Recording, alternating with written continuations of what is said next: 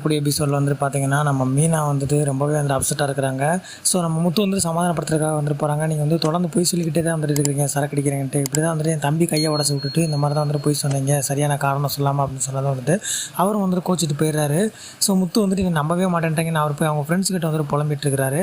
இன்னொரு பக்கம் வந்து நம்ம மீனா வந்து என்ன பண்ணுறாங்க அப்படின்னா, ஸோ அவங்க வண்டியில் வந்துட்டு போய்கிட்டு இருக்கும்போது சிட்டி வந்துட்டு பார்த்துட்டு இந்த மாதிரி வந்துட்டு எனக்கு அட்வைஸ் பண்ணுறது வந்து நிப்பாட்டிரு, இந்த மாதிரி உன் தம்பிக்கு அட்வைஸ் பண்ணி ஏன் கூட சேரக்கூடாதுன்னு சொல்கிறதுக்கு பதிலாக நான் உன் புருஷனை வந்துட்டு முதல்ல சத்தம் போடு, பிடிக்காமல் வந்துட்டு இருக்க சொல்லு அப்படின்னு வந்துட்டு சொல்லுவாங்க. ஸோ நேராக வந்துட்டு பார்த்திங்கன்னா அவங்க ஃப்ரெண்டை போய் வந்து மீட் பண்ணுவாங்க.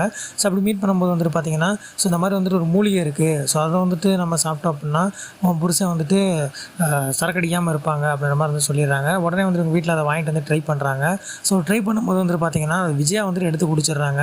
நம்ம பையன் அதெல்லாம் அதை குடிக்க போகிறான் அப்படின்ற மாதிரி வந்து விஜயா குடித்ததும் அவங்களுக்கு வயிற்றை கலக்கி விட்டுரும். ஸோ இது வந்துட்டு என்னாச்சு அப்படின்னு சொல்லிட்டு இவங்க குடிக்கலாமா இல்லையா அப்படின்னு சொல்லிட்டு நம்ம பார்வதி கிட்ட வந்துட்டு நம்ம ஃப்ரெண்டு கிட்ட வந்துட்டு கேட்க போவாங்க நம்ம மீனா. ஸோ பார்வதி வந்துட்டு பார்த்திங்கன்னா விஜயா வந்துட்டு சமாதானப்படுத்திட்டு இருப்பாங்க. உங்களோட கருத்துக்கள் எதுவும் இருந்தாலும் மறக்காம கமெண்ட் பாக்ஸில் லீக் பண்ணிட்டு அடுத்த ஒரு ப்ரோமோட் எடுத்து தெரிஞ்சுக்க சப்ஸ்கிரைப் பண்ணுங்கள்.